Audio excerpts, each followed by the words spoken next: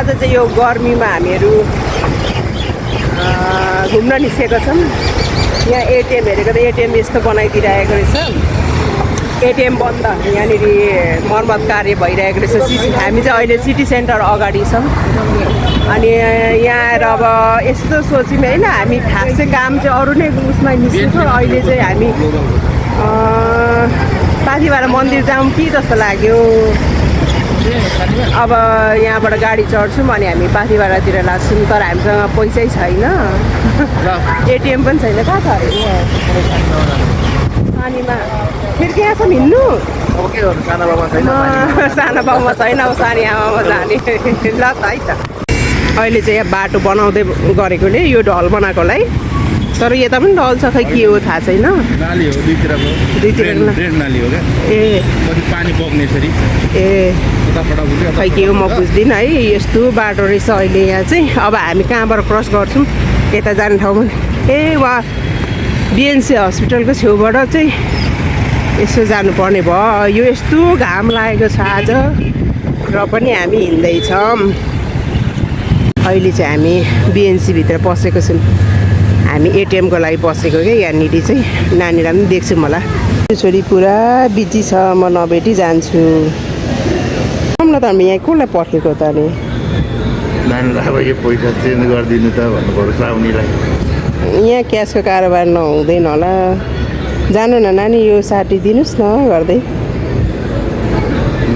राम राम राम राम। कस्तो धुलो, तर धेरै राम्रो भएछ पहिलाभन्दा बाटो चाहिँ। हामी पाउपाथीबाट देवीको दर्शन गर्न आइपुग्यौँ।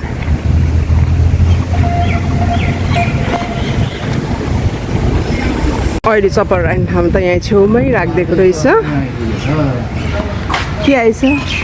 बाँदरहरू त आइहाल्छ नि त। अनि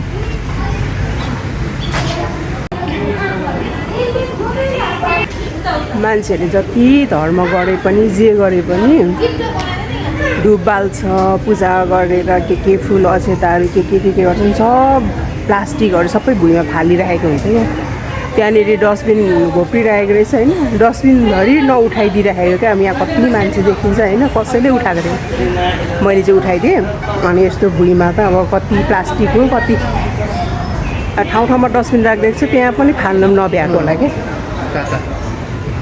राजनको काका अरे त्यहाँनिर। खै मैले त देखिनँ, कता पुग्यो जानुभयो चढ्दै। चाहिँ भित्र भिडियो खिच्न दिन्छ दिँदैन थाहा भएन है। यहीँबाट खिच्दैछु। ठिक छ ठिक छ। बजरङबलीको कत्रो ठुलो यो त पहिला थिएन क्या यहाँ मूर्ति। म ठिक छु लेखेको रहेछ नि त। अनि अहिले म कस्तो छु भनेर सोधे जस्तो लागेर ठिक छ भनिदिएको क्या मैले। यहाँ म ठिक छु भनेर लेखेको रहेछ ऐनामा।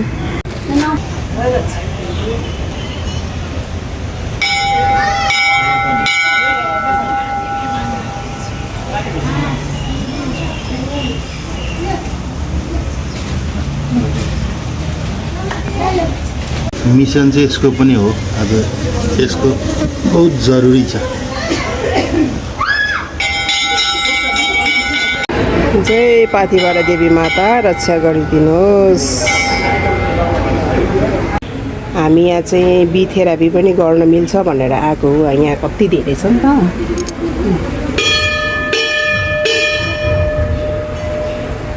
मन्दिर पनि आएको अनि बी थेरापी पनि हुन्छ। यहाँ धेरै पाउँछ नि त। अनि कुल्योमा आएको छ मौरी धेरै, अनि थेरापी पनि हुन्छ भनेर चाहिँ हामी यहाँ आएको।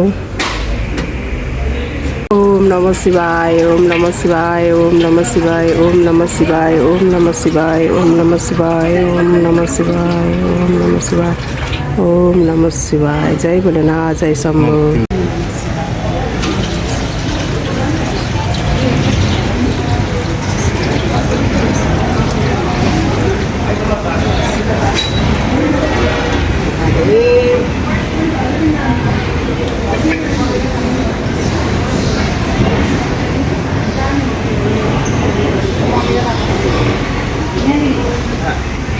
सेतो मिठाई छरिदिएछ यहाँनिर। अब कति धेरै मौरी हुन्छ नि। पशुपतिको यात्रा सिद्राको व्यापार भने जस्तै पाउपाथीभराको यात्रा बी थेरापी होइन कान्छा? बी थेरापी ल फर्स्ट पुरा दुख्ने खालको ओहो पुरा कडावाला रहेछ कतिवटा टोकाइसक्नु भयो 5वटा भएन बढी भइसक्यो 6वटा अब मलाई एउटाले गर्नु म एकछिन वेट गर्छु मलाई त यता तुरुन्त एकदम पेन हुन्छ ढाडमा चाहिँ कसरी गर्नु यो चाहिँ मेरो लागि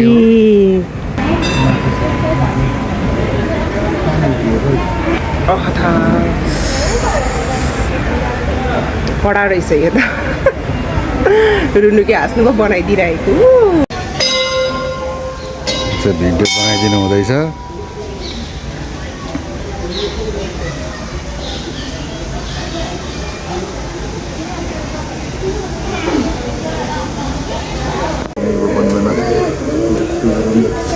ओइ हातमा गयो अर्कै हात ल्याएको त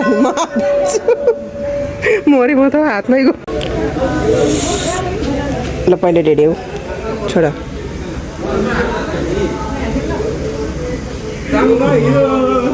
अहिले त उसको हातमै पो गइरहेको क्या आँखमा थेरापी गर्न आँटेको चाहिँ अब हनुमान जस्तै हुने भयो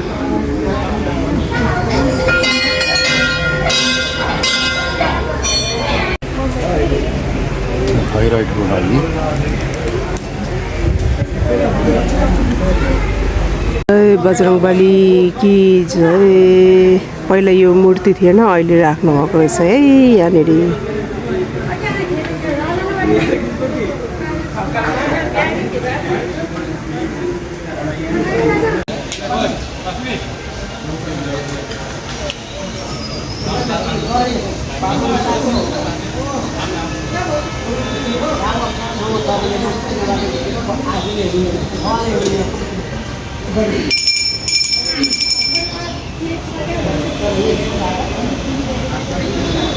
ल बाई बाई पाथेबाट देवी माता यो त दुईको छ त्यो 2 रुपियाँ पनि कहाँ दिनु हो एकछिन चाहिँ हामी यहाँ बस्छौँ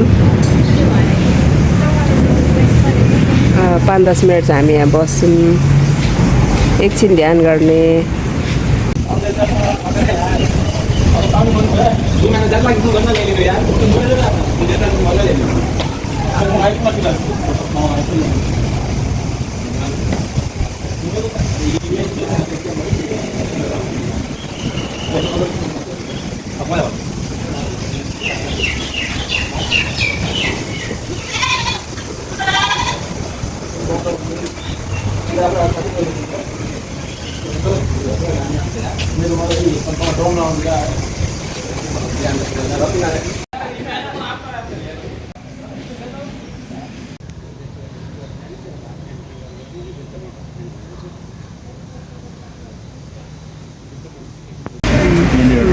थेरापी गरेको स्वेलिङ हुन थालेछ अहिले चाहिँ आरामले यहाँ ध्यान गरेर बसेर अहिले म ध्यान सकेर उठेको अवस्था उसको त फेस हेर्नुहुन्छ भने कस्तो छ म देखाउँछु है त अघिको बजरङ्गबली चाहिँ तपाईँ त्यस्तो देख्नुहोस् नाकमा टोकाएर काका अघि देखिहाल्यो अनि काकाको भतिज कस्तो हुन्छ यहाँ घाँस छ न के चाहिँ यिनीहरूले के खाएको लु भन्नु त नयाँ घाँस छ न के छ के खाँदैछ लु भन्नु त लु मिलाउनु त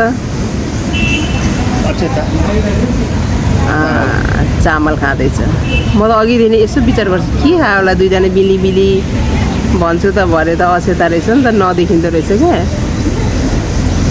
घाम छ कि आज त अनि 12 बज्यो गाडी पनि बस्यौँ अहिले त गाडी पनि छैन उताबाट आउने मात्रै देखिरहेको छ अब अहिले यति बेला चाहिँ हामी यहाँ चटपटी खानु आँटिरहेछौँ के अरे बेन्ची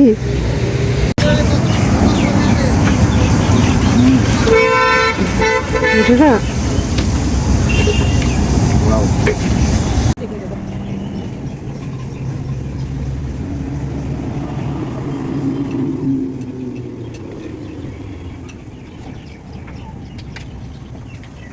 12 बजेको यस्तो घाममा हामी हिँड्दैछौँ धुलो खाँदै जङ्गलमा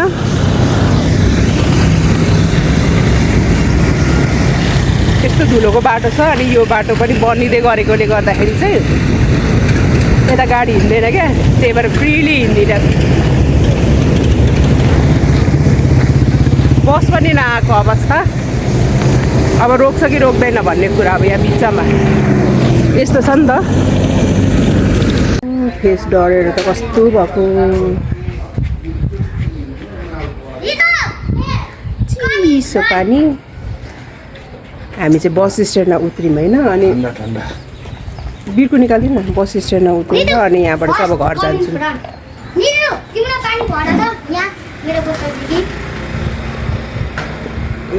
आइस